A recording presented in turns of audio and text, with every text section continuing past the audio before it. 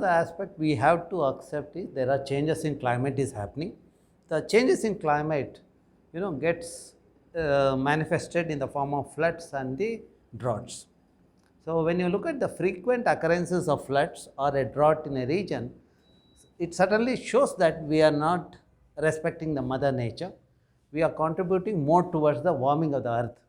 The warming of the earth happens when there are emissions of greenhouse gases. The species of carbon, nitrogen, etc. are the greenhouse gases because they form a thick layer in the atmosphere. They do not allow the heat to escape. When the heat is not escaped, naturally the warming of the earth happens. When the warming of the earth happens, you will see changes happening in the climate. Now, warming of the earth because of the greenhouse gases can happen from the emission from the industries or the energy production, the fossil fuel base, which constitute about 28%. Unfortunately, in addition to that, the deforestation is one of the serious aspects. The changes in land cover leading to the land degradation and the deforestation is as bad as the emission from the industries or the fossil fuel burning sector. So now our study shows that there is a large scale degradation is happening throughout the country. If you look at Western Ghats, the Western Ghats, I have seen in the last the 4 decades, there has been about 40% decline in the forest cover. Even if you take the Cauvery basin, 45% is the decline in the forest cover from 1928 to today. So that means we are more and more towards the degradation of the forest. See, when the degradation of the forest happens, the region loses its ability to sequester the carbon. See, when the vegetation is there, during photosynthesis, carbon sequestration happens. Carbon gets stored in the form of organic and inorganic form in the environment. That's how the sequestration happens in the vegetation as well as the soil. And the producers in ecosystem, which could be the vegetation and the landscape, the forest, or the algae in the water body. These are all efficient carbon sequesters. Our study clearly shows in Western Ghats, about 1.43 million gigatons of carbon is stored over the last many years. This carbon is the carbon emitted by the industrialized countries. Okay, at the time we were not industrialized, we were not developed, and because we have only one earth. The one earth was doing a wonderful job of sequestering the carbon either in Western Ghats or in Himalaya. So if you look at from the economic angle, the financial aspect, it amounts to about the 100 billion rupees, which is about $1.4 billion. Now, why did we do this kind of economic accounting is mainly to tell the world that our ecosystem is doing a wonderful job of sequestering the carbon, and the conservation of the Western Ghats, we need money. That has to be paid by the people who are the polluters. The Environment Act or the Water Act, whether it's international or the national, suggests the polluter pays. Polluter has to pay for the thing. That means the globalized world or the industrialized world has to pay for the ecosystem that we have in our country. The changes in the climate also we predicted, and also we saw in the Western Ghats, if you look at, as of today, there is only 10% evergreen forest. The forest which are evergreen is only 10%. Total forest cover in the Western Ghats is about 17 to 18%. What is the norm of the country? 33% green cover has to be there. 33% forest cover, not my trees in my areca garden or a coconut. Unfortunately, that is also included and branded as the forest. See, the native forest has a different job. The kind of the job it does in the carbon sequestration or the water are the significant. So now, in the last the 3 decades, 1985 to today, if you look at, there has been a 5% reduction in the evergreen forest, and there will be more and more degradation happens, and fragmentation of the forest will happen if the current trend, the business as usual scenario continues. And the implication of that is also get manifested in the climate. You know, our study shows there will be overall increase of 0.5 degrees Celsius temperature in the entire Western Ghats, and Kerala will become warmer. See, when the temperature increases, the vector-borne diseases will increase. That is where we are going to pay the heavy price in the form of the zoonotic diseases like chikungunya, dengue, or even COVID is an example of the zoonotic diseases. And other the aspect that we studied is the changes in the rainfall pattern. The Kerala, which receives the rainfall for 8 months and a higher rainfall, will start getting the lower rainfall. That means the cash crops will fail there. And most worrying thing is the number of rainy days. The rain which is supposed to spread for 4 months in Karnataka or the 6 to 8 months in Kerala will start having in few weeks or a few days. You know, the 3.5 to 4 days the rain. You know, then you have large quantum of water in a short duration. So then that means you will have a flooding. See, earlier, because of the native species forest, there is a significant amount of the water get infiltrated. You know, our study shows, you know, we put the sensors to monitor how much water get infiltrated. You know, in a catchment covered with the native species forest, about 60 to 65% water get infiltrated during the monsoon. And that water comes to the stream as the post-monsoon flow or the lean season flow. Now, if the water comes in 3.5 days, there is not sufficient infiltration happens. That means you will have a water scarcity in the region. And water will run as a flood. When flooding happens, the landslides, mudslide happen. This is what I had mentioned in my paper in 2018. I had told that changes in Western Ghats, we are going to pay the heavy price, and especially I mentioned about Kodagu. Unfortunately, the moment I published that article, and it happened, Kodagu and the Wayanad in Kerala paid a heavy price. Now, if you want to understand the hydrological services by the forest in the Western Ghats, see, our study shows, which is spread across the 3 years, 36 months, we monitored the catchment where native species forests are there, where monoculture plantations are there, and where the buildings are there, urban area. So, our study shows wherever native species forests are there, the streams and rivers are perennial, which means there are 12 months of water. And where monoculture plantations are there, it is 6 to 8 months of water available in the stream. And where the degraded landscape is there, only during monsoon or 4 months we have the water. Now, when you look at the reason for the availability of water in the region, our studies show wherever native species forests are there, since the forests are diverse, the roots are also diverse. When roots are diverse, the microorganisms in the soil are abundant and diverse. When soil organisms are abundant and diverse, you know, the soil become porous and permeable because of the microorganism activities. And when soil become porous, the water percolates. So that's where there is about 60 to 65% of the rainfall get infiltrated in the underlying layer during the monsoon in the catchment dominated by native species forest. In the case of monoculture plantation, because the leaves are similar, they form a thick layer, not much water get infiltrated. To an extent of 30 to 35% only get infiltrated. That's why you have the water in the stream for 6 to 8 months. When we degrade the catchment, you know, that forms a hard surface, all the water goes, nothing goes inside. So that's where we see the water scarcity during the post-monsoon period in the catchment dominated by the paved surfaces, etc. Now, if you want to understand how it gets reflected in the livelihood of the people, you know, the farmers in the catchment dominated by native species, if they earn 1,54,000 rupees per acre per year, farmers in the vicinity of the degraded catchment or the monoculture plantation of rubber, acacia, eucalyptus or coffee, they earn only 32,000 rupees per acre per year.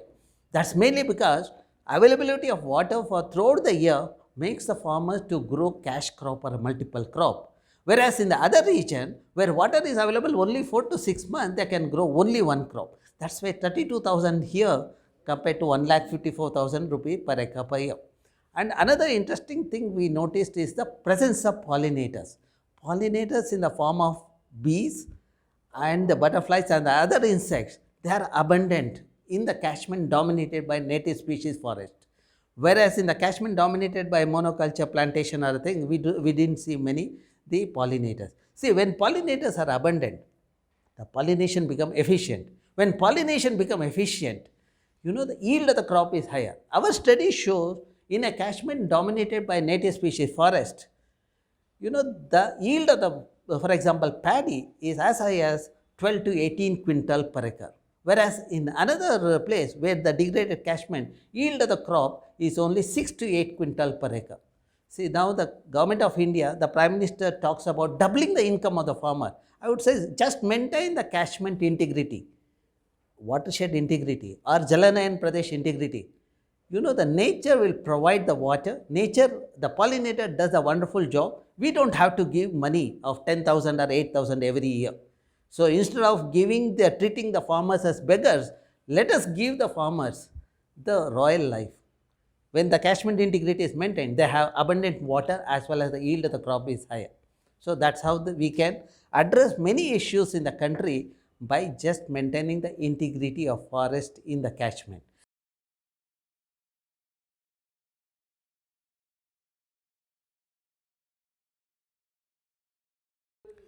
That's the main reason is because the catchment has lost the vegetation or the native species forest in the Cauvery. It's about now that today the forest cover in the Cauvery is about 17 to 18%. Okay, the native species, and though forest is also fragmented. See, when the forests are fragmented and catchment is degraded, naturally the water retention capability of the catchment comes down. That means not much infiltration happens. All the water runs towards the ocean. It goes to the Bay of Bengal. So since there is not enough water getting percolated there, we have the problem of water in the Cauvery basin. Second thing, see, earlier we had created the water bodies. We were managing the water bodies. The lakes were managed in the Karnataka part of Cauvery as well as the Tamil Nadu. Today, if you go to the Tanjavur belt, the desilting of the lake doesn't happen. When desilting doesn't happen, naturally the water retention doesn't happen in the lake, and the lake is covered with the silt. That is the another thing. See, our practice of managing the lake, we stopped it. In the name of development, we become lazy. And of course, with the free word, we are making people more and more lazy. See, when I go to some of the farmers, people have stopped cultivating because of all this, the free scheme that is getting into the thing. The farmers have become lazy in some of the places. And farmers are also not taking part in the once in 2 years, they used to do the desilting of the lake. Lake management has died in most part of the India. So now today we have MNREGA. Under that scheme, we are also assuring the employment to the people. If that is true, let us rejuvenate these water bodies. Let us remove the silt from the lake as well as the reservoir, so the people get the job. When we do the desilting of the lake, the water gets percolated, groundwater recharge happens. When that happens, automatically the water is available to the people. So when water is there, prosperity is there. That is what we should do.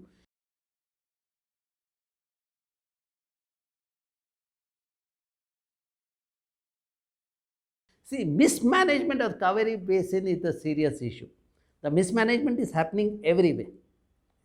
Cauvery basin and almost all the basin. I have studied in Varada, Sharavati, all the places I have noticed. Say, for example, Sharavati basin, if you look at 68% evergreen forest. Today it's 29%. 68% in 70s. Today it's about 29%. What is the development we are talking about? Degrading the catchment, is it a development? Degrading the catchment and growing a monoculture plantation will make only few people rich. Whereas when you keep the catchment integrity, every farmer becomes rich. Our country is an agrarian country. 65% of population depends on agriculture. If you maintain catchment integrity, you are giving the water and yield of the crop. So we are making the farmers prosperous. That is what should happen in the country. See, the Karnataka was in the forefront in 80s. We had excellent watershed programs. When Ramakrishna Hegde was the chief minister, I remember that there was a program on watershed focusing on that. See, the focusing on soil conservation, water conservation, and the maintain the vegetation cover was the priority. Today we are not talking about it. See, the degradation in the governance, the mechanism also is the thing. I see that kind of thinking is not happening in the system today. Today we are more interested in how to get vote. For that we come with all kinds of stupid programs. That is where we are going to pay the heavy price. I'm sure if this kind of program continues, we are going to pay the heavy price.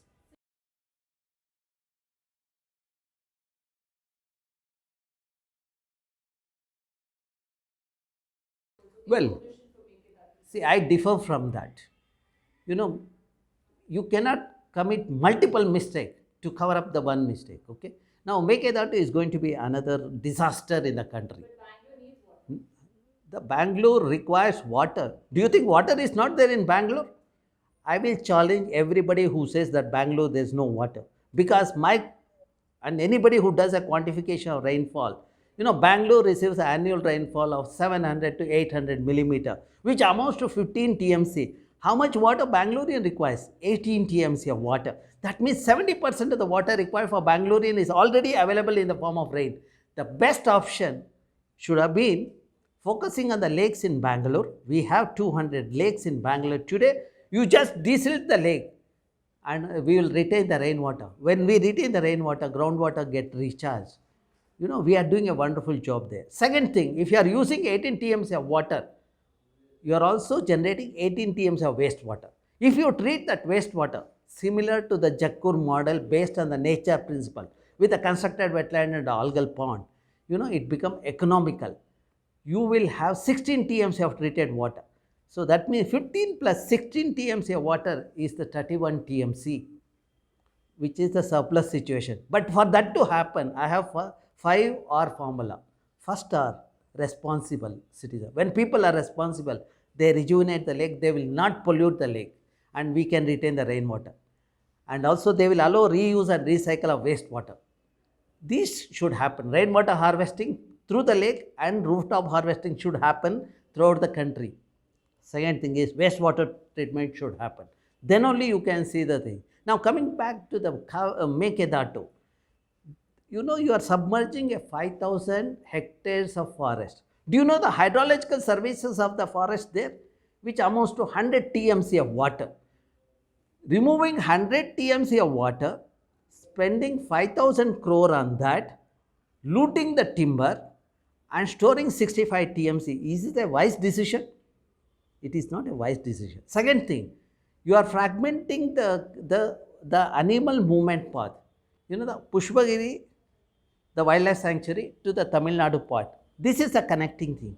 When we fragment with the water body, we are aggravating the human-animal conflict.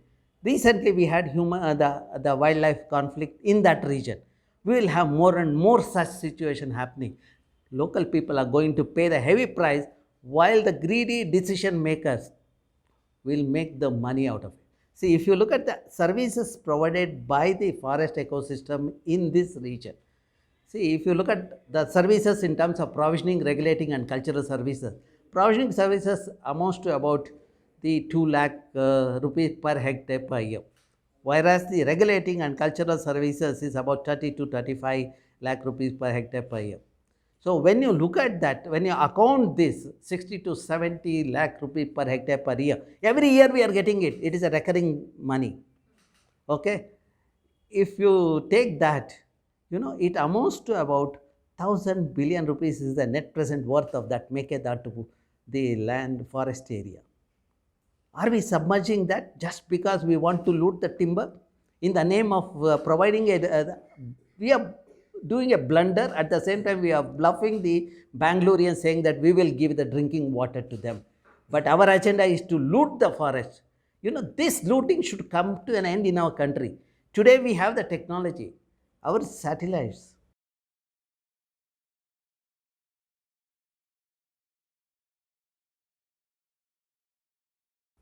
They provide the remote sensing data at a regular interval. I can tell how the forest is getting degraded in which part of the country. The pictures are worth million words. That we know.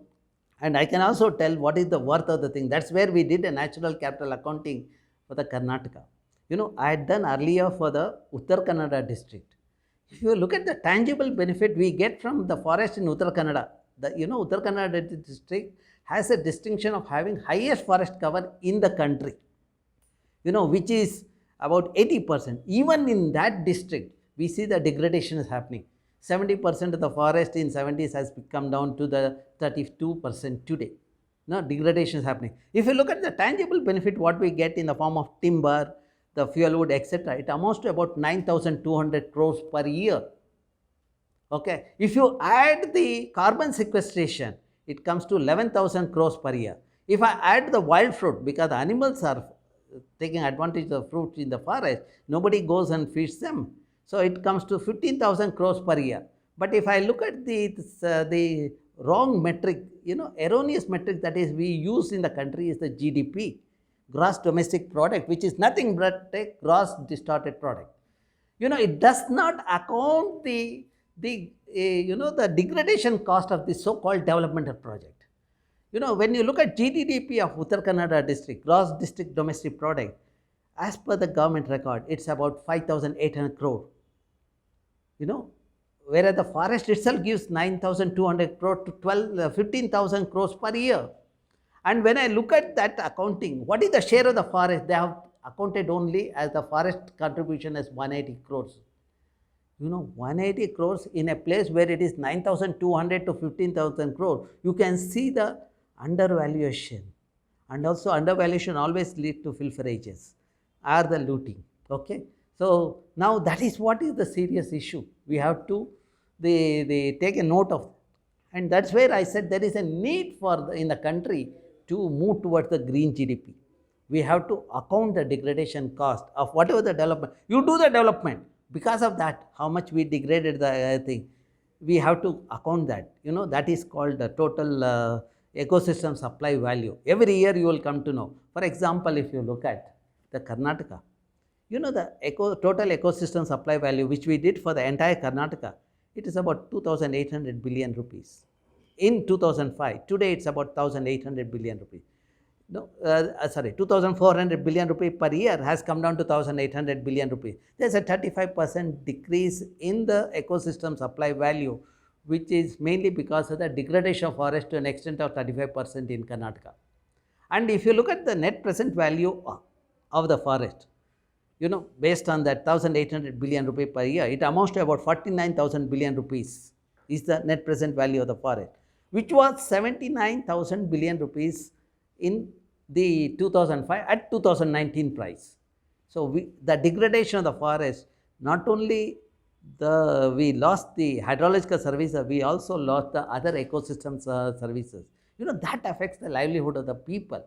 There are large sections of the people depend on the forest. When they degrade the forest, naturally the people will lose their right to earn. So we should not allow that to happen. Okay. Well, I don't take that. Okay, that's all junk.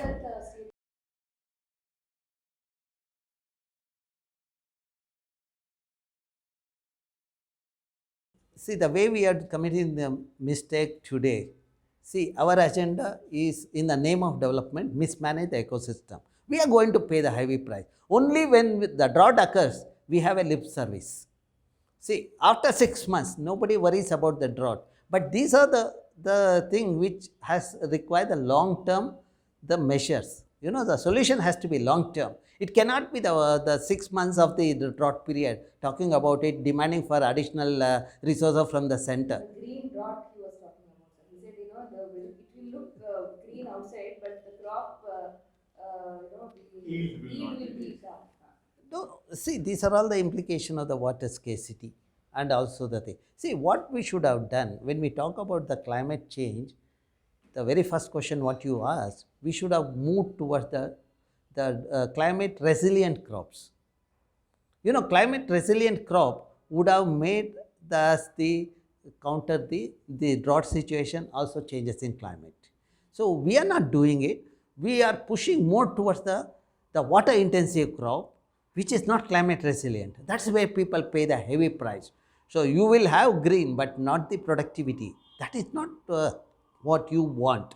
So I would say the country should the region based on this climatic conditions and the likely implication of the changes in climate, and then emphasize and push the farmers to grow the crop which is drought resilient or the climate resilient. We need to do that, and we need to incentivize the farmers. If they are earning X amount more because of the cash crop, if they switch over to the climate resilient crop, they may not get the same kind of the revenue. You should incentivize. So that is what, instead of giving free electricity, I would say the best thing is to do that. See, the country can prosper only when you give the incentive in the form of free education or a health.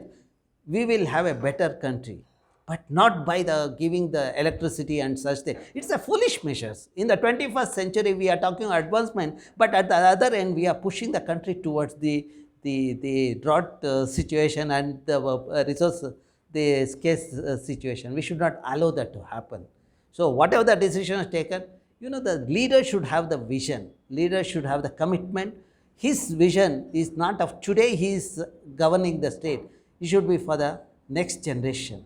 He has to maintain the intergeneration equity. The children of tomorrow, his children or grandchildren, should enjoy the benefit of the thing. But what we are pushing, today we have drought very frequently. We will make our children to face every year. We are going to pay the price. Let us stop these jokers, the way of handling the system. Let us stop this. Let us manage the natural resources more effectively. Then we will see the prosperity in the state. See, give the job to the people. Give them a more incentive. Why you want to give free electricity? Free education, give it to the children. That is good.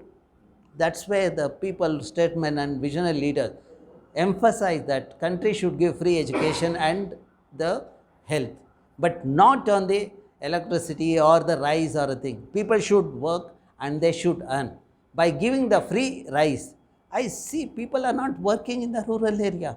In the early morning when I go at 10 o'clock, they are drunk and they are playing cards. The asset of the nation is the youth. If that asset is mismanaged, then how the country will prosper? See, we cannot tolerate this kind of the mischievous, deliberate mistake happening in the system. We have to raise our voice and tell the government, we have elected you to govern, give the good governance, not give the governance which only benefits you. That is not the thing, okay?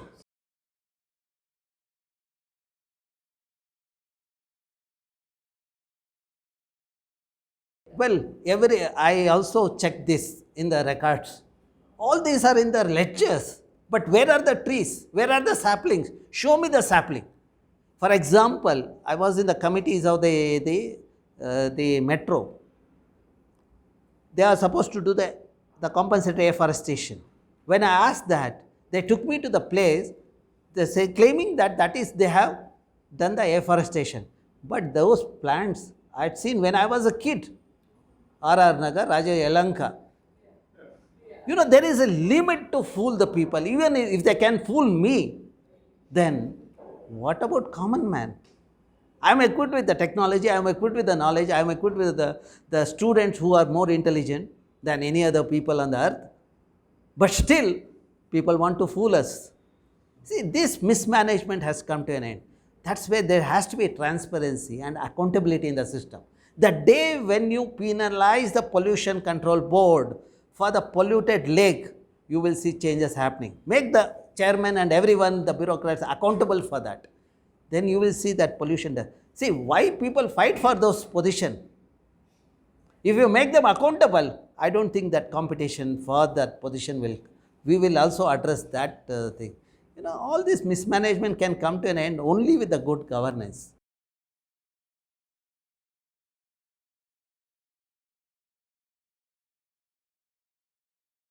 See, actually, as per the Water Act and Air Act, whoever is polluting has to pay for the thing, how much pollution they have done. If you are, that is why they should have a treatment plant and the thing. If they are polluting it, if it exceeds the threshold, then they are penalized. As per the norm, all these things, there is a zero discharge from the industry as per the norm. But what is happening today? There is no zero discharge, but there is a positive discharge to the briefcases. That is where the problem is. For example, in Pina, one of the industries was pumping the industrial effluent to the borewell. The local people who knew me, they came to my lab saying, sir, there is a problem with the water. Then when we analyzed, we saw that industrial effluent is getting into the thing. Then we asked the people to be vigilant. They found that one of the industries in the midnight were doing the job. But at the same time, I had alerted the pollution control board. Then when we called the pollution control board, they took the squad and then they caught those people. The industry should come in the country, but industry has to be responsible. They cannot pollute our environment. But today I see that in the name of zero discharge, what these industries are doing, they are sending it in the tankers. The tankers have the leaky this one. By the time when goes around the city, it discharges all the effluent. So is it this the option? What we should have done is the effluent treatment plant. Common effluent treatment plant should have been in the industrial layout. We should have made sure the effluent is treated and that is checked, and they have no right to discharge it to the open environment. In the midnight, I have seen the drain closer to HSR layout, the truck is discharging the thing in the midnight. HSR layout, all the elite people, all the administrators are there. But even if can happen there, then what about other places? See, that is the thing. That is where the country said, who pollute the thing? For example, when you take the vehicle, if there is an emission, you are penalized. That is the polluter pays principle. It is applied to you and me, but why not to the industries? See, my study shows the cost of, when you pollute the system, the cost on health and other thing is much higher. For example, the lakes of Bengaluru, we did a study. I have been monitoring the lake from 97 onwards. We have covered all the 193 lakes. 92% of lake are polluted, receives the domestic sewage, untreated domestic sewage and industrial effluent. And 98% of lakes are encroached. And every lake I see some big fellow is sitting. But that fellow, to save his skin, he will also make sure the slums also in the vicinity.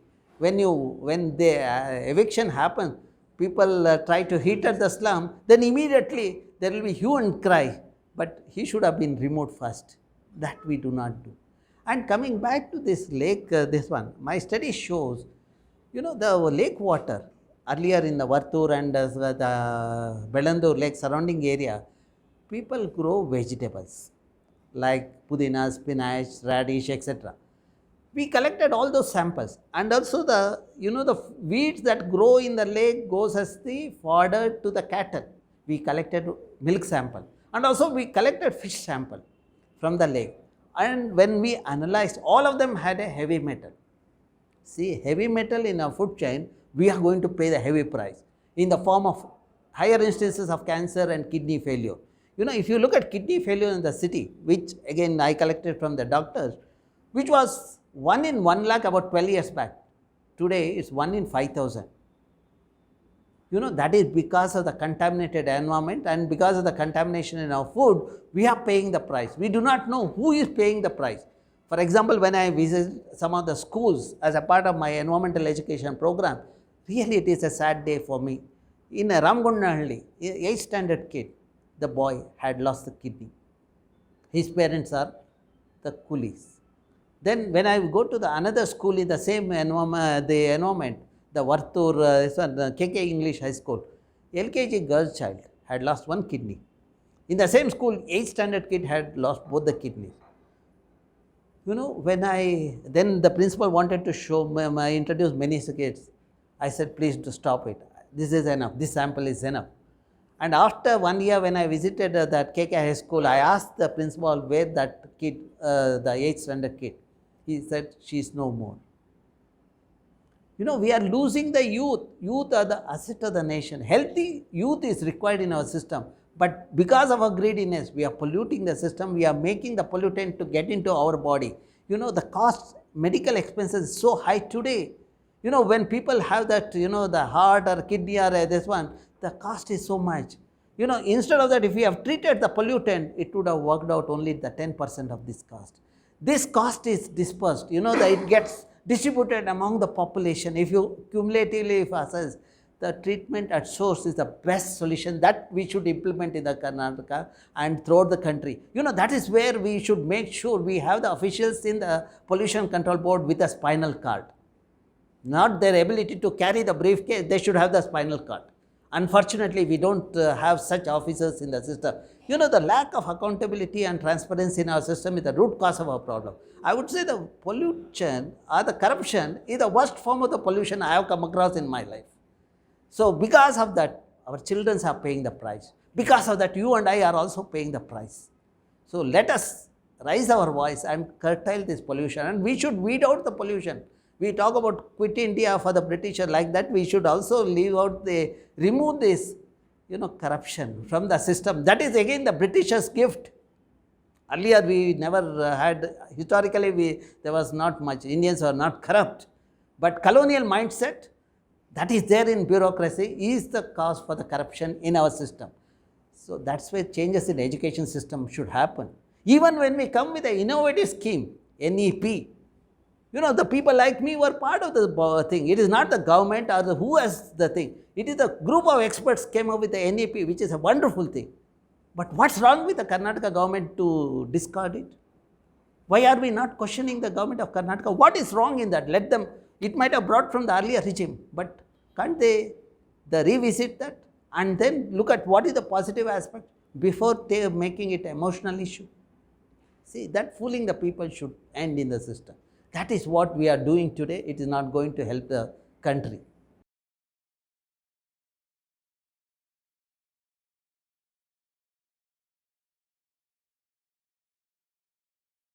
No, I'll tell you, there are some of the, even today as a part of the committee, I visit the place. We have too many people who knows too much. That is the problem. See, when we talk about desilting, a group of people come say, no, it will create a traffic problem. Because of that, we lost that season where we could have done the desilting. Okay, but today we succeeded in desilting. When we talked about desilting, we also identified the pits, quarry pit, closer by, where we can, when we started filling that, the silt what is taken out in that, the pit, local MLA comes up with the thing, protesting that. When I visited that region, I saw that local MLA has a hidden agenda. He's doing the mining there. He thought that our visit to the place in the part of the rejuvenation, he might lose his thing. That is Bengaluru South you mentioned. This is the Bengaluru, Vartur I am talking about. See, then Vartur Lake silt we analyzed. We also asked, as a part of the NGT, I asked the Pollution Control Board also analyze the thing, silt for the heavy metal. All the three reports were identical. My report, what we did in my lab, as well as the Pollution Control Board reports are identical. There was no contaminants. Then I had a meeting with the farmers in the Vartur at KK High School. Farmers were convinced. They took the silt. In that process, we didn't create the traffic problem because in the immediate vicinity, people took it. Otherwise, the media reported that silt movement will create the traffic chaos, TVR is going to create the problem in Bangalore kind of thing. But we solved that. After every 3 months, I visit Bengaluru, Vartur.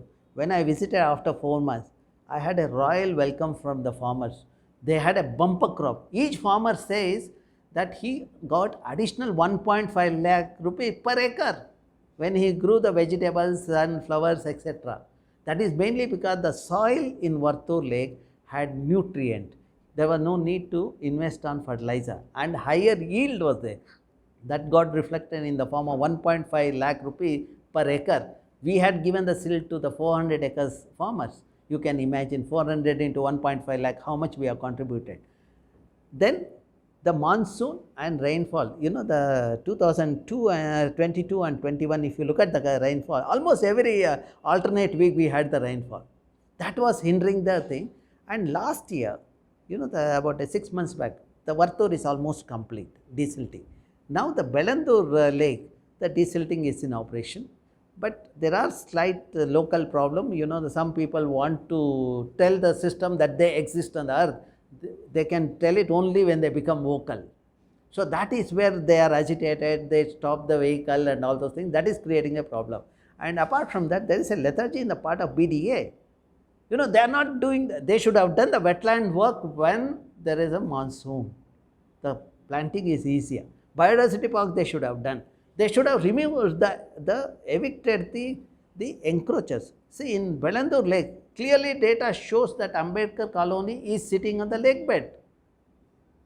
It is quite clear. The scientific report proves that, and government reports proves that. The local survey report proves that. But the judiciary is so slow in the process. I do not know why the judiciary has to take the 4 or 5 years to clear this. They should have taken advantage of the technology and the expertise that is available in the knowledge city and should have addressed this issue on priority. The Bengaluru and Vartur Lake, if we rejuvenate, entire eastern part of Bangalore get benefit of better water and better recreation services. I work in China. There I have seen just putting the fountains, the music fountain. In the evening, all these techies come and they have the recreation. They come, dance, listen to the music, they go home. There are no conflict at home. But when we have the polluted lake in the vicinity, when we reach home, our behavior also different. Higher instances of divorce in the youngsters today is another issue because of the pollution in the environment, the air environment and the water environment. So that is the...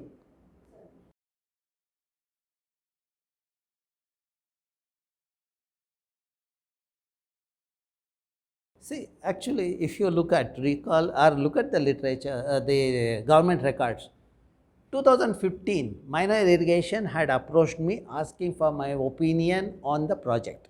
If you look at my response, I didn't charge the government. Okay, I always felt that the drinking water project such thing is of the national importance. I should give my expertise without charging the government, and I did it. I told them that water today in the KC Valley has heavy metal. For that, you need to have a tertiary treatment. To get the tertiary treatment, if you are unable to have a tertiary plant, at least integrate the constructed wetland and algal pond along with the secondary treatment plant, so that by that, as we have done in Jakkur. See, in Jakkur Lake, 2010, we implemented. Last 10 years, my students have monitored. There is no heavy metal nor the nutrient in the water. See, 2005, we monitored the Jakkur Lake, and surrounding that Jakkur Lake, there are about 25 wells were there. All of them had nitrate, including Jakkur Lake water. Nitrate is a carcinogen which introduces cancer. Then we pushed the government to rejuvenate the Jakkur Lake. And the government constituted a committee. I was a member of the committee, Siddhaya was the commissioner, and the Yellappa Reddy is the chairman of the committee. When the government said that they don't have money to have a tertiary treatment, they said that we will put only secondary treatment plant. I suggested to have the integration of constructed wetland and algal pond. And last 10 years we monitored the water, and today there are 300 wells. Okay, none of the wells, nor the lake, has the nitrate. Nitrate, removal, at least I have a satisfaction. My science is giving clean water to the 300 well users. That is the model to be replicated in the KC Valley or any part. But instead of doing this, what the government did? Government is trapped by these pipe fellows, the pipe mafia. Their interest is to take the water in the closed conduit, not in the open channel, not to have the constructed wetland. The water is treated, secondary treated, the nitrate is still there, nutrient is still there, and heavy metal is still there. Okay? And water is reaching the thing. When people approached me, when there was a frothing in that region, and when they approached, we tested. We showed that water has the heavy metal as well as the N. Then the local activists, they took it to the Supreme Court. Supreme Court stopped it. At that time, the government should have, woken up and said, yes, there are lapses, we will rectify it. But what is the rectification? Threatening a scientist, abusing a scientist, attacking a scientist with gundas? Is this the solution in a country which is heading towards the 22nd century? See, that's not a solution. Scientists should feel more secure than the citizens in this world. Then only scientists can deliver. If scientists are threatened, things won't work. We excel in ISC because of the academic freedom. But the same kind of freedom and thing should prevail in the entire system. You should not threaten the scientist with this thing. So then, They also did another mistake. They put a sensors, manipulated sensors, wherein they give all the values which are wrong. They claim that BOD, there is a less BOD, biochemical oxidation, which shows the organic contamination. When I see that sensor gives every hour the BOD value. As you all know, biochemical oxygen demand experiment takes 3 to 5 days. If the temperature is 25 degrees, 3 days. If it is 20 degrees, it is 5 days.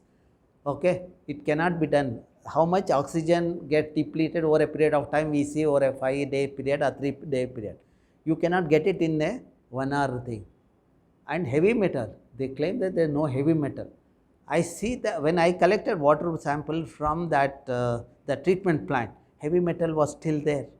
I gave one more report to the local farmers. So, but unfortunate part is the thing is, the government doesn't take it seriously. They are kind of ruled by the mafias, the pipe mafias and the other mafia, the vested interests in the system. That is where people still get the contaminated water. About 2 months back, there was a fish death in the Chikballapur. That is that Mastur lake. Yeah. And when I visited that lake was receiving still the untreated sewage. Where the treatment is happening, not even the primary and secondary treatment, the untreated sewage was coming. Black water was pumped into the thing. And the surrounding area, I visited some of the houses. When I went to one house, I really felt bad for this country. The borewell, they just pumped the water. Stinking water was coming out. And after that, some yellow color water came. Then after that again, we saw stinking water coming out. That's mainly because the water that has come from the lake to the groundwater, the borewell was that contaminated water. And that was the stinking smell. And when I see the children less than 1 year, the children when they are born, the first 4 months, these people were giving that contaminated water. Because the sump was receiving the borewell water as well as the municipality water. When they saw that, they didn't know. But when the smell becomes stronger, they stopped the borewell. They realized that it is because of the lake. They stopped it. This is the cost people are paying. And when those people protested, what did the government do? Arrested them and filed a case against them. That means this is not a polluter pays principle. Penalize the people who are impacted because of the pollution. That should stop in a country like ours. So that is where we have to this. Even today I would say, replicate the model of the Jakkur lake. Incorporate constructed wetland and algal pond. Before the water enters the lake, in a vast area, have the constructed wetland. By the time when water passes through that, the treatment happens. You should have the constructed wetland with the plants which are not palatable. The species which doesn't have that value, the fodder value, we should grow there. So that which are the commercial value, timber value, that kind of plant you grow it there. So that will work. We should not give the contaminated water, saying that at least people get water. If the contamination is there, people have to pay more for the water in the form of the health cost. We should not allow that to happen. Sir, but the government has told the courts also that we are constructing wetlands and the process is going on, taking 5 years, it's taking 10 years. Well, we sent the mission to the moon also. But I didn't see the constructed wetland here. I've been visiting the Chikballapur and Kolar. See, there is limit for misleading the court with the wrong information. And court should also take the independent opinion of the experts prevailing in the system, not the government experts. And what about the treatment plants, the sewage treatment plants they are constructing? See, that is where I said. It takes 7 years, 8 years to construct. No. See, already KC Valley has a treatment plant. We need to make them working. They are now not working like the officials in the board. We have such a corrupt system. They manipulate the thing, they say that treatment is happening. So we have invested so much money. Where did that money go if we are not treating? There are structures there, but why are we not treating it? See, when you look at that wastewater treatment, there are three levels of treatment: primary, secondary, tertiary. Primary treatment will remove the large particles. Secondary treatment will remove the chemical ion. Tertiary treatment will remove the nutrient, N and P. When you look at the sewage, we eat protein. Because of that, we have N into the system, nitrogen, okay, the Sarajanakam. Then we wash the cloth with detergent which has phosphorus. That's how P gets in. But we are not removing N and P by putting the secondary treatment plant. The government says that running the tertiary treatment plant is expensive in terms of electricity and labor. That's why they opt for the secondary treatment plant, and the 50 to 60% of the time they do not function. So like the humans in Bengaluru and other part of the country. So that's where we have the problem. See, the day when we make the system accountable and transparency in governance, you will see wonders happening in our country. We have the talent, but we do not allow the talent to shine.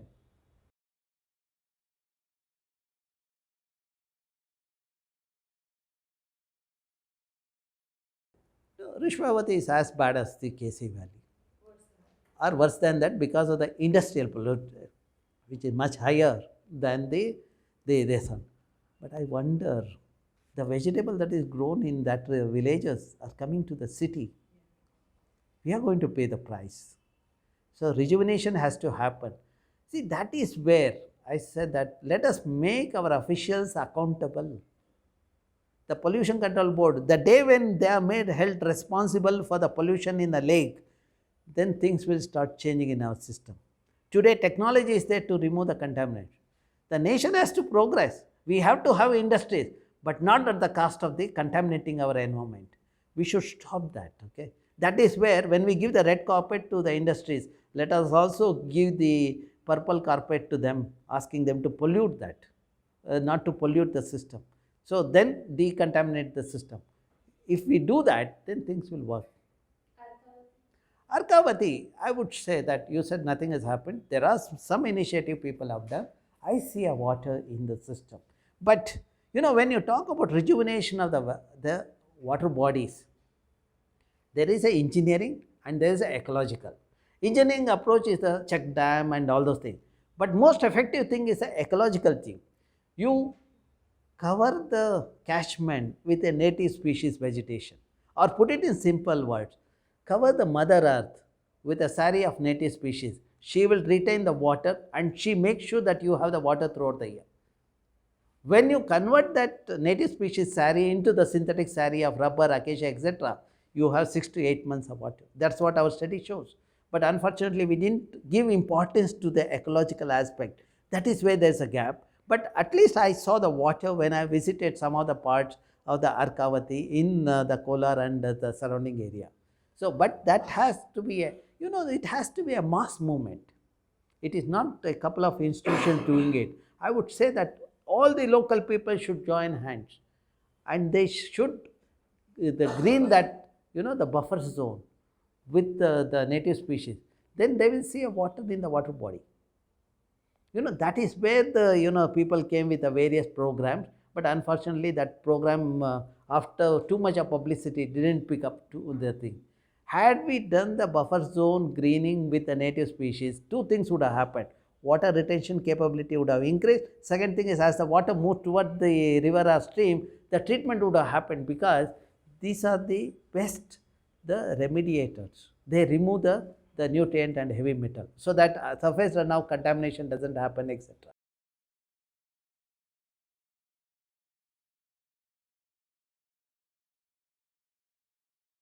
See, we are not worried about our neighbor. We are worried about ourselves. And we are so cautious. Because I have seen people growing the vegetable, but they do not use the vegetable in their home. But they use the vegetable grown with the borewell water, which doesn't have contaminant. So everyone is cautious about themselves. So greedy, so selfish. That is the thing. So this is what you said. There should have been a check, quality of the food item that is coming. That is where the health inspectors are there in the region. If they are not doing the job, then why those people are there? See, before forest department came or before police station came, people were more honest. The day when we had the forest department, we see large scale, that is the gift of the Britishers to our country. You go historical record, you see, we didn't have the forest department. At that time, forests were lush green. Today, forests are not green, they have become grey. Forests are not. Forests were quite safe when Veerappan was alive. Well, that is also true. So, but we cannot create one more demon to solve the one problem, okay?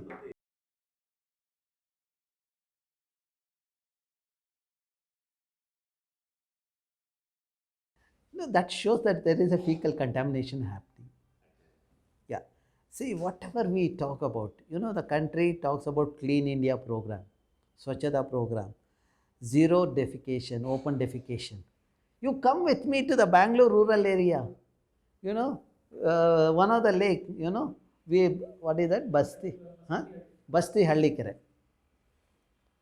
Early morning you go, everyone without any discrimination sitting there in the lakes. Today the first row, tomorrow second row, third row. When we want to collect the water sample to analyze, we have no place to go there.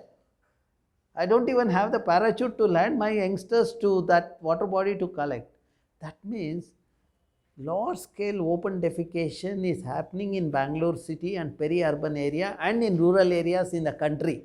We might have publicized saying that the zero open defecation and all those things.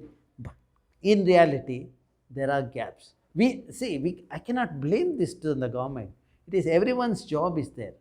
See, that is where we have to sensitize the people about the environment. Environmental education should have been the mandatory course, not just an optional course or for the thing. That is what Supreme Court said. It's almost 2 decades. Still, environmental education, people. The day when you make youngsters know of environmental issues, they become sensible. When they become sensible, they become responsible. So that should happen in the country. In fact, I have the environment education program running for the last 25 years. We have network of institutions. None of my students are irresponsible. Today, they have become faculties in IITs and IIIT and all those organizations. They make sure what they preach, they practice. That is how we groom the youngsters with the principles of Mother Nature. When we do that, they become sensible. But that doesn't happen, then people will fill the ledgers with all the kinds of the things. Coming back to the fecal contamination in the city is quite worrying. That means the raw sewage is still entering that is where the bacteria growth is happening.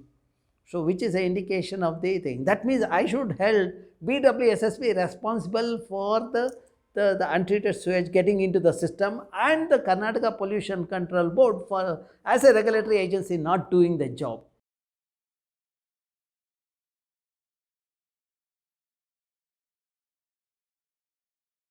When it becomes a model, you also try to overload. See, what did the government do? They just tried to divert more sewage into the region beyond the capacity of the treatment plant. Okay. Now they want to, even from Elanka side, that they want to bring the sewage into the Jakkur lake. Collapse it. See, that's the unfortunate part of our country. When you do something, you are overloaded. See, we have to replicate the model. I asked the BWSSB, why don't you have the treatment plant at Elanka itself and give the treated water to the power corporation, the electricity generation. See, instead of that, they bring the sewage to the Jakkur lake and then pump the water to the power plant. There is a limit for pilferages in the system mismanagement. This is another example. So, it is not the technology has failed. I have shown the technology has worked for 10 years.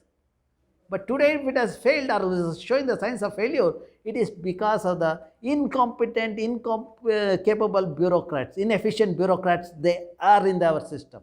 We should make them accountable.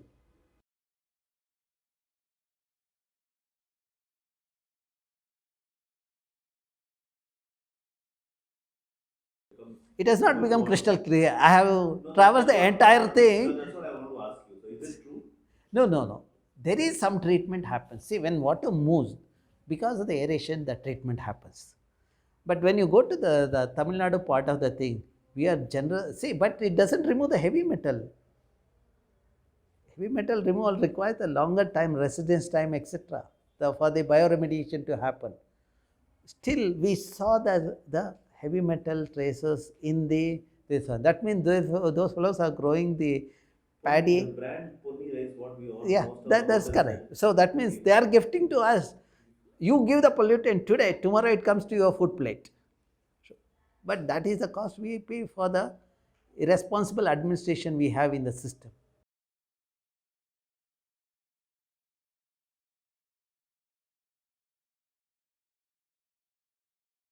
See, the country can prosper, or the state can prosper, or the region can prosper only if there is a planned intervention.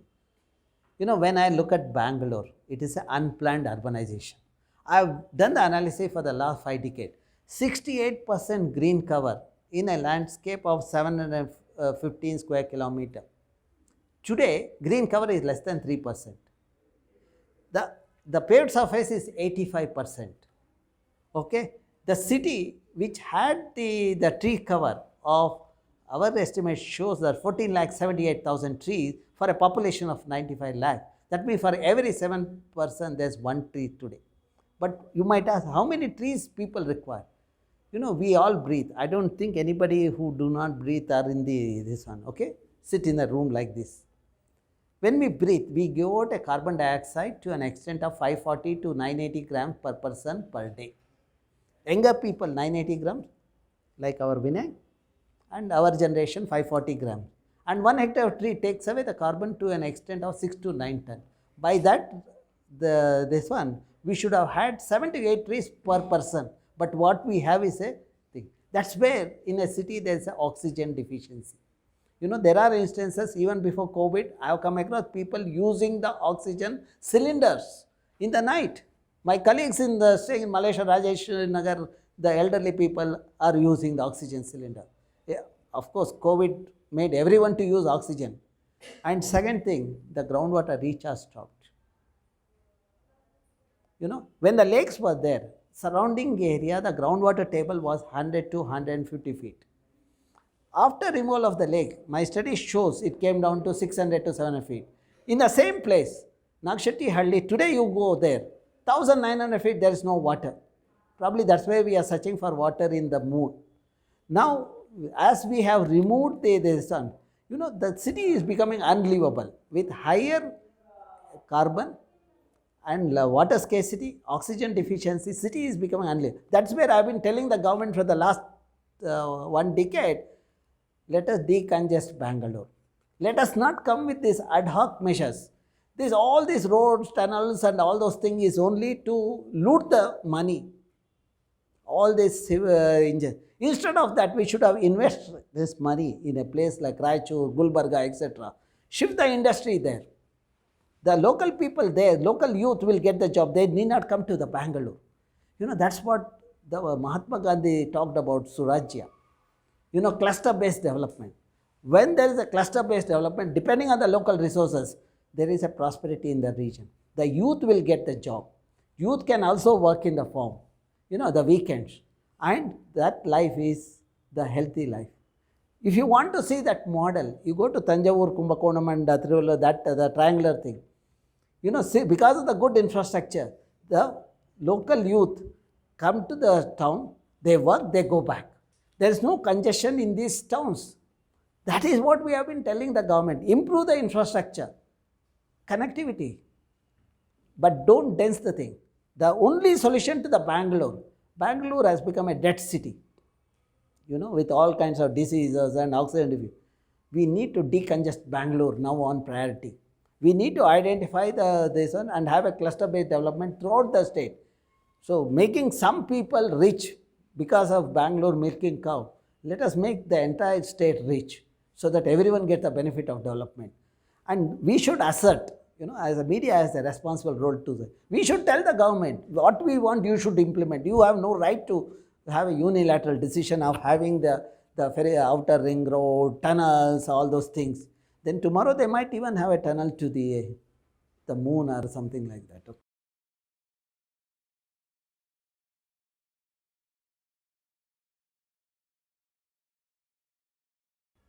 All these ideas are developed by the group of people who lack the expertise in an air conditioned room. You might connect the river, but what is the guarantee you will have the water and the associated biota? Biota in the form of fish give the livelihood to the people. But for example, if you connect the Ganga with Cauvery, the species in Ganga become an exotic species in Cauvery. When they become, they become invasive. The profuse growth of that species will not allow the native species to thrive. When the native species are not there, native people will not get their livelihood as well as the medicine.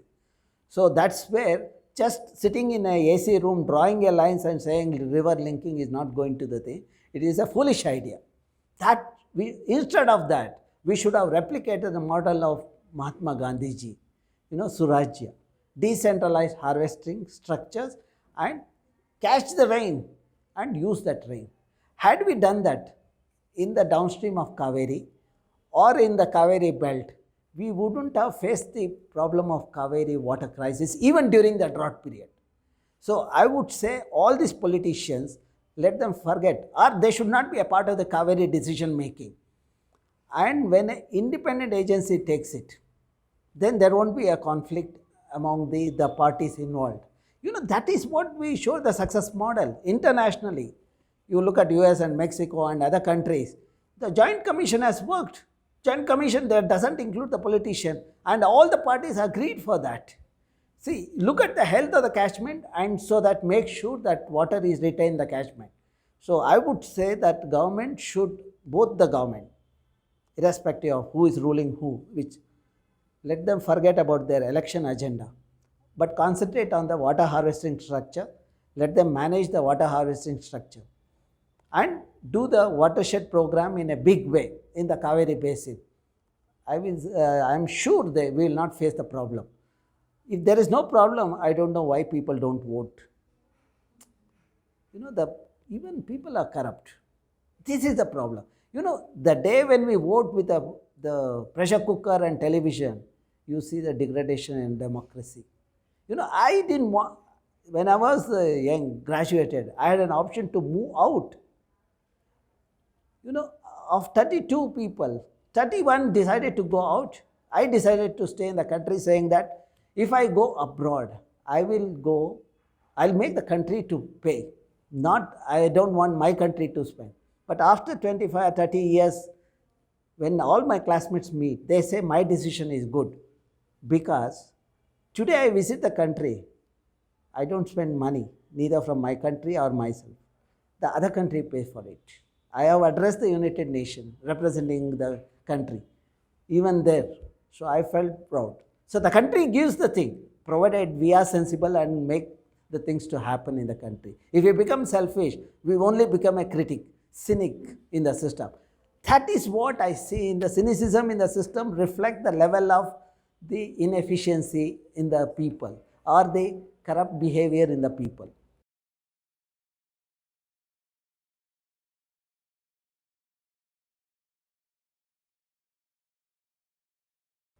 The problem is that poor planning.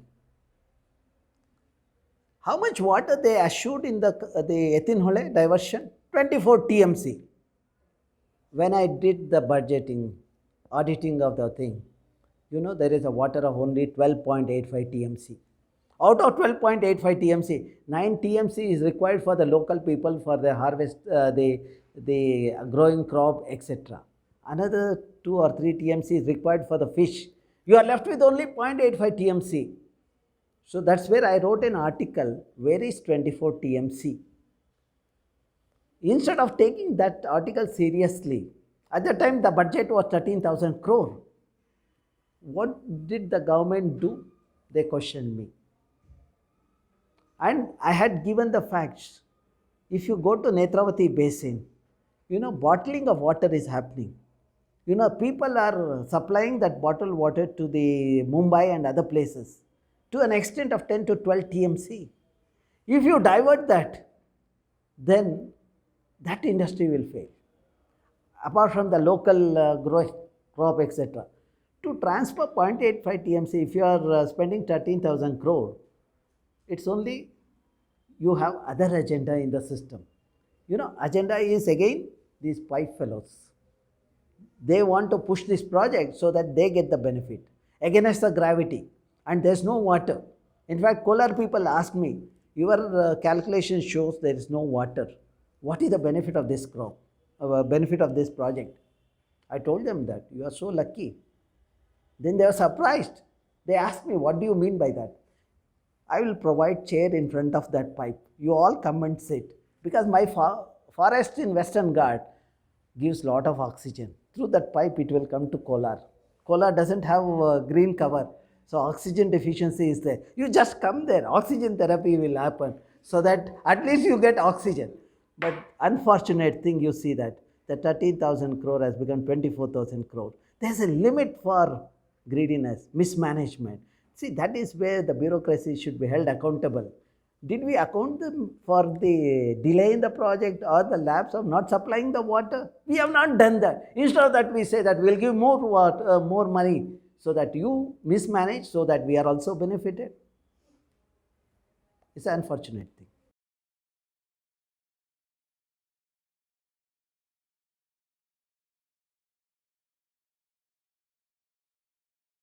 I don't understand what is the brand Bangalore. The brand Bangalore without vision is going to be a failure, as we tried to do. We talked about Singapore. Earlier one of the chief ministers said he'll make Bangalore as Singapore. At the time I was quite young. I thought, okay, it's going to be Singapore. But later I realized there is a village near airport called Singapura. Okay? That village today is a dump site. I didn't know the entire Bangalore become the waste mismanaged city with littering and all those things. What was happening in Singapore is happening. See, the vision of the chief minister is realized. So we didn't convert Bangalore to Singapore, but we made it Singapura. The city with a waste mismanagement, with the nexus of politicians, the contractors and the consultant. The waste management, if you look at mismanagement, the root cause is the politicians involved in the process. I have been telling the government, let us have the waste authority, independent body without any political thing. Then things will change in our system. But they drafted it, but still not in the action. Why should the MLA or his proxy should be the person appoint the Porokarmikas and all? When we elect a person as a legislator, their job is to do the legislation, not get into the executive or implementation thing. Why are we not questioning that? See, that questioning should happen from the citizen. The politicians have no right to take part in this kind of bidding process, etc. That is other this one. Okay, we have to be. Now coming to your brand Bangalore. Bangalore would be brand Bangalore if you make the city livable. Today the city is unlivable. I don't have enough water. Maybe people in Sadashivnagar might have the water 24/7. There are instances people are fighting for water in the city. There is not good oxygen in the city. The city air is polluted. We should have improved the public transport. Public transport in the form of metro and bus should have been attractive and secure for women and economical. We have not done that. Okay, and littering is happening in the city. We need to remove the thing. We should make sure the wastewater is treated. Not creating more and more road, tunnels and all is not going to make the Bangalore the brand Bangalore. Brand Bangalore can happen only when the city is livable with the basic amenities. When everybody in the Bangalore are happy and healthy, I would say that Bangalore is brand Bangalore. When looters loot in the name of the brand Bangalore, I would say that we are creating a havoc in the system. We should stop that. We should not allow that to happen. Creating just because the industry demand, having a flyover is not going to make the Bangalore the thing. When you and I can travel in the city without wasting our time 1 or 2 hours in the traffic, that is the sign of brand Bangalore. The city to become brand Bangalore, we need to manage the Bangalore ruthlessly. We need to shift the industries, some of the major installations from Bangalore, decongest the Bangalore. We need to do the carrying capacity study of Bangalore. how many people can reside here and allow only that many people to be there. Not the GDP is the criteria, not the investment is the criteria, but the livability should have been the criteria. And I hope the person who is talking about brand Bangalore will take this message strongly. So using the words for the political thing is not going to solve the problem of Bangalore. We are suffering, we cannot keep quiet. We demand a cleaner Bangalore, livable Bangalore for our children. Let our children lead a happy life. We didn't enjoy that happy life, okay?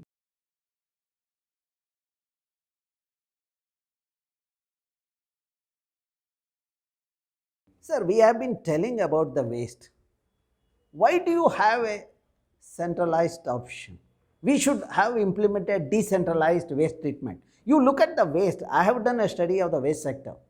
You know, our survey of 3,000 households shows 65 to 70% is organic. Then you have the plastic paper, another 12%. When you remove this, that's where segregation should happen at the source. If the individual in Bangalore does the segregation at source, give the segregated waste to the municipality, you have solved the problem. That is where I had told the mayor once that incentivize people who do this segregation, you give them some money. I also said that then you will get additional benefit. You don't have to clean the road. People, when they come, they'll pick up that waste also because it adds to the weight. So that is the thing. See, decentralized waste treatment, treating the organic fraction is the best solution because Indians are organic. Our waste is organic. Let us not think of energy and all looking at the waste. Let us not waste our resources in the waste sector. So we need to have the organic fraction segregated and treated, and the plastic and paper should be handled. Recycling should happen in the system. Then things will work. And we need to penalize the people who use the plastics, polythenes and plastic bottles. When you can have this water bottle, which gives the healthy, why you need to go in for a plastic bottle? You know, my study shows when people carry the food in a polythene bag, you know, the hot idli and sambar in a polythene bag, because these busy people say that they don't have time to even to pick up the tiffin carrier at home. So they go to the hotel, get it packed. When I analyzed the water in the water bottle, the plastic water bottle, and also the food constituent in the polythene bag, all of them had dioxin. Dioxin is a carcinogen which introduces cancer. That means I am taking food to the children, I am giving the cancer to them. What kind of gift our elders are giving today's elders at home? See, that is where we need to ban the single-use plastic. Let us ban that and discourage people using too much of plastic and plastic bottles.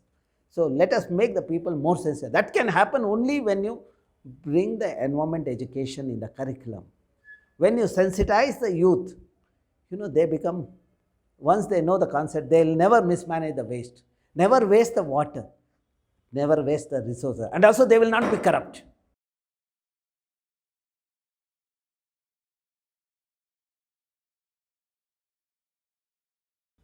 See, I said the greenhouse gas is increasing in the city. I talked about the waste sector is contributing to the greenhouse gas. You know, another aspect of Bangalore is the architecture, building architecture. You know, the architecture, the glass facade building, which is supposed to be good for European climate or a temperate climate where there is a cold. When the surrounding is cold, you need to retain the cold, the warmer in the building, so that's where you go for the glass facade. But our people, the today's engineer, who are the masters of copy paste, you know, they graduated even through that. They just copy that architecture, paste it in a tropical environment like Bangalore, Hyderabad, Chennai and all this. Our study shows in a normal building, if the electricity consumption is 700 to 1200 units per person per year, in the glass facade building, it is 14,000 to 17,000 units per person per year. You know, 10 times higher electricity consumption just because of one copy paste, wrong architecture in Bangalore. You know, is creating more global warming, because electricity consumption means you need to generate electricity, the coal, then emission happens. That means you are creating more and more greenhouse gas emission, which lead to the the warming of the earth. So every action of ours has the counter action in the form of global warming, and implication of that is the changes in climate. And when changes in climate happen, we all will sit and discuss, but that discussion will be meaningful only when the remedial measures or the mitigating measures are implemented. Let us tell the government that let us not have this glass facade building in the tropical environment. I've been writing to the government, my publication even discussed in the parliament, but unfortunately law has not come. Let us at least do it at the state level. Let us bring a ban on the glass facade building. If there is a deliberation, I would say that there should be a scientific dialogue, discussion, and then the government take a sensible call on that and ban this glass facade building. When I go to the airport, on both sides glass facade building, is this a way to invite the people visiting the city? Glass facades? The greenery would have been better. We are not doing it. See, we are not looking at the comfort of the people. Even that glass facade building which benefits the builders, that's why that agenda is pushed there. So what should have done is there nobody is worried about the people who are using the building. Thermal comfort is not there. See, we are not questioning the thing. People use AC.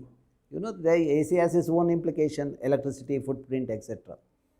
So that is where we have to make people think and responsible. Maybe your media can do that job of sensitizing the people, and you have been doing. I have been going through from my childhood. I mean, George article and all those things I read that, I grew up with that, okay. I used to search for his article and go through that. Promptly I used to do the job. So Out of curiosity, like you said, like this glass building, how is the consumption of electricity is increasing through this glass building? okay, see, I said that in a colder environment you need to have glass facade so that it is warmer inside. Now when surrounding itself is warmer, if you become still warmer, then what you will do? You will switch on air conditioner, the fans, etc. Your electricity consumption goes up. That's where in a place of 700 to 1200 units per person per year, it became 14,000 to 17,000 units per person per year. You know, higher electricity means higher greenhouse gas footprint and higher global warming gas, and with that we will have rains when we don't want, okay, and we will talk about drought when it should have rained.